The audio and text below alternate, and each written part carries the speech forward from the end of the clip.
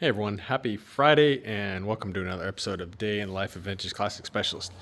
So I will come back to this. Let me start off. Sorry, just need to stop and admire this again. You saw this on yesterday's video. If you didn't, check it out. So this happened today. So Mr. Jacob was in and got the 1385cc 40 horse for the gorgeous Mouse Gray 63 bus. Pretty wrapped up. I mean, obviously there's a few things here that it still needs, but yeah, huge progress on this one today. Installed the complete exhaust, the sled tins underneath there, the distributor, the coil, the fuel pump, the carburetor, just lots of parts going on this car. Coil, if I didn't mention that already. And yeah, it is looking good. What a beautiful motor this is. And again, this NOS muffler that the customer supplied that we in turn had ceramic coated looks amazing. So yeah, it is a real beauty. Coming out super nice. And Jacob, as always, is doing a really bang up job here. This thing looks incredible. So yeah, that was a good portion of his day today. And time well spent because, whoo, look at that. So yeah, we'll probably we'll go ahead and finish this thing up, and then we'll go ahead and do the break-in and stuff on the engine stand, on the test stand, get all that sorted out, and then yeah, go ahead and install it. This is really like the last major thing that the Mouse Gray bus is waiting on. It's been kind of sitting for a while. Brian Roth, who built the long block, he's been pretty backed up. Thank goodness he stays busy. Thank goodness for him, for his business, but for us sometimes it's a bit of a bummer because he is very busy over there. And so it took him a while rather to get us his long block, but yeah, worth the wait. So yeah, that was most of Mr. Jacob's day today. So I spent pretty much all day on this bad boy here, the Patina 67 from Southern Nevada. Apparently, although the current owner, James, who is a frequent viewer and commenter here on the channel, he bought it from a guy in Texas, so it seems like it made its way around the south and southwest of the country and then finally out here to SoCal. But anyway, yeah, so just had like a list of things that needed to be done here before we fired this thing up, one of which was to add the fuel line between the pump and the chassis up underneath there. So I did that. I actually had to run out to Wolfsburg West. Eddie at Eddie and Dave's garage was supposed to be getting me a piece of this or one of these fuel lines. And lo and behold, they forgot to give it to him at Wolfsburg West. So I'm like, this is really holding me up because I really was hoping to start this today. And so I went ahead and drove out there. I needed to get a few other things too. So I went out, drove out there, got that, and got it installed. What else did I do? Went ahead and put oil in it. I am kind of drawing a blank here. I feel like there was some other things I did to get it ready to start. But anyway, yeah, so, I know one of the things. One of the things was that his ignition switch, and I don't know if it is the original one to the car or not, but his ignition switch had kind of an interesting issue, was that the terminal that goes to the fuse box that powers the coil and, pretty much any accessory that is on when you turn the key on, like one click to the run position, that terminal was not coming on that key position, but that terminal would get power when you turned it all the way to the clockwise in the start position. So the car could have been started with this, but then the second you released the key from the start position, so all the way clockwise, and let it back, the motor would have died because, again, it's not getting coil power and stuff in this position.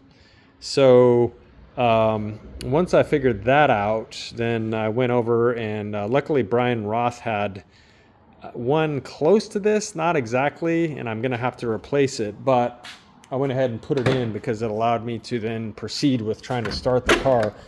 So I don't know what year the one he had was off, but it's a little shorter like in this direction. And so you can see it's like kind of recessed in there.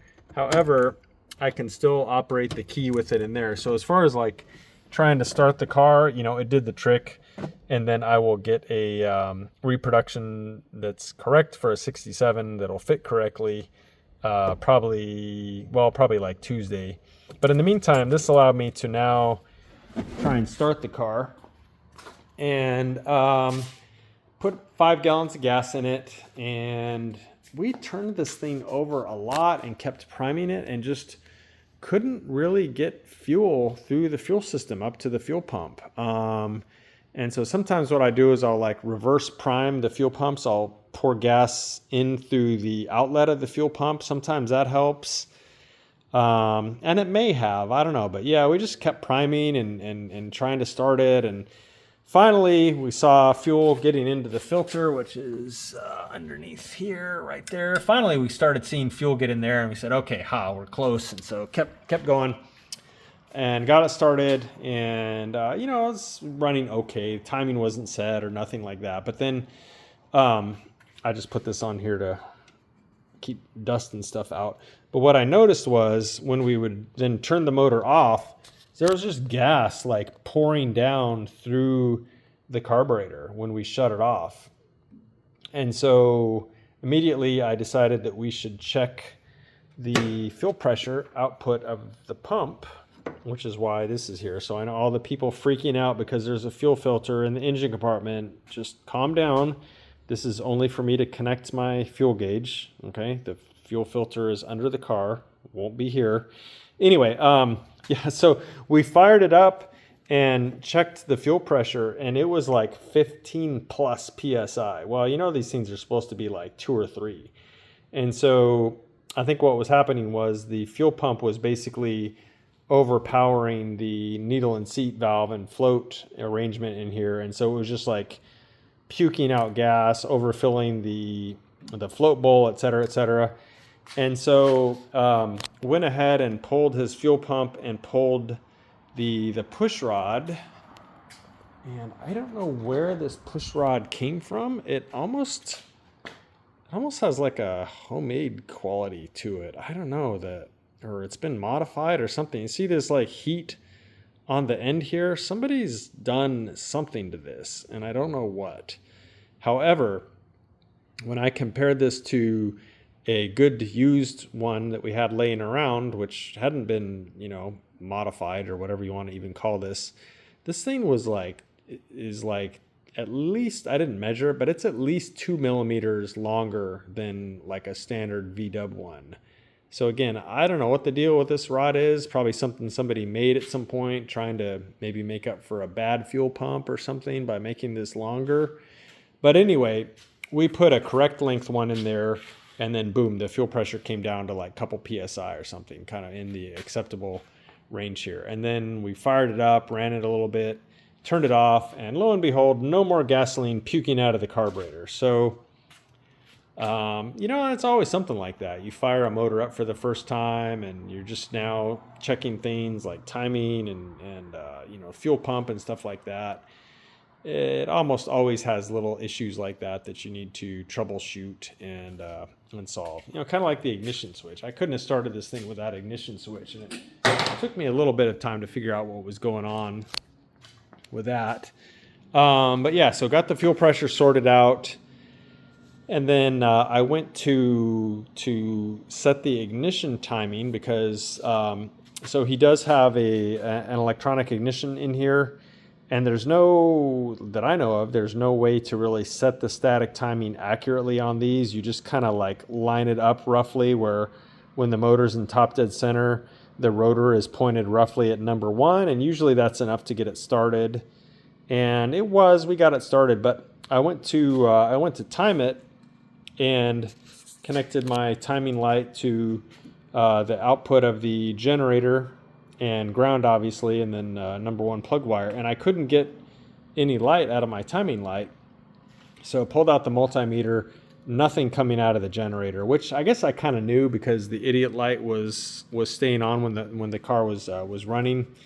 And I hadn't really thought about it, but there is no output from this at all. And so I checked the wiring, and it appears that there's a couple wires that are swapped on the voltage regulator.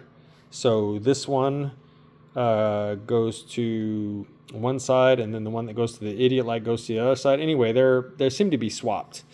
And so I think what's happening is the generator is not generating because it's not getting the correct signal to the field, which energizes it, which in turn makes it do its thing, make electricity. So I think that's a simple fix. But by the time I kind of got around to that point and then troubleshot that, is like time to start wrapping it up for the day. So here we are already. It's 7:15 and I'm still here after coming in at 7. Anyway, yeah, so unfortunately we didn't get to the cam break-in today. I may do it tomorrow. Again, I got to fix that wiring on the voltage regulator. I think that when I do that we're going to get 12 volt output here from the generator.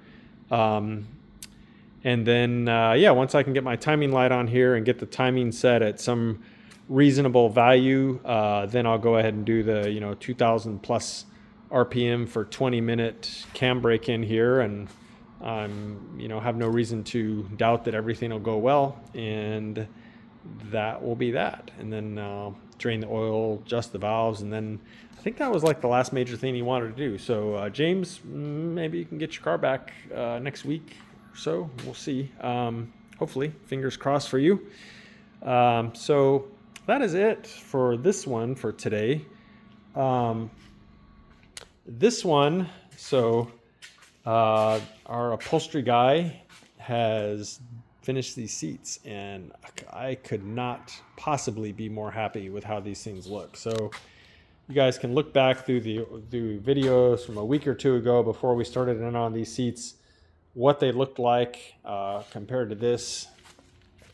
So yeah, this dude is a true artist here. I mean, look at these stitches. This is just insane. So good.